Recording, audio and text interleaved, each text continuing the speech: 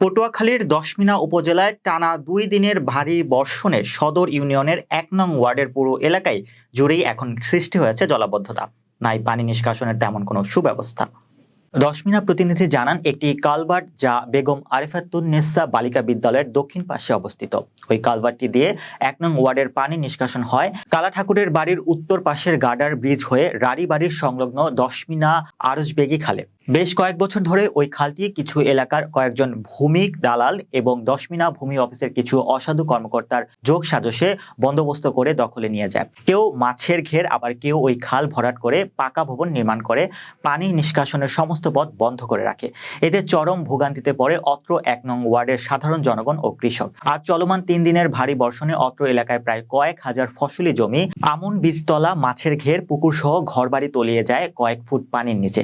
এতে করে চরম ভোগান্তিতে পড়েছে স্থানীয় বাসিন্দা সহ সাধারণ জনগণ ও কৃষক। দশমিনা উপজেলা প্রশাসন ও কৃষি বিভাগের প্রতি ভুক্তভোগী ও স্থানীয়দের দাবি, ওই অসাধু ব্যক্তিদের দখলে থাকা সরকারি খালের বন্দোবস্ত বাতিল করে খালটি উদ্ধার সহ অত্র এলাকার জলাবদ্ধতা নিরসনে সহায়ক ভূমিকা পালনের জোর দাবি জানান।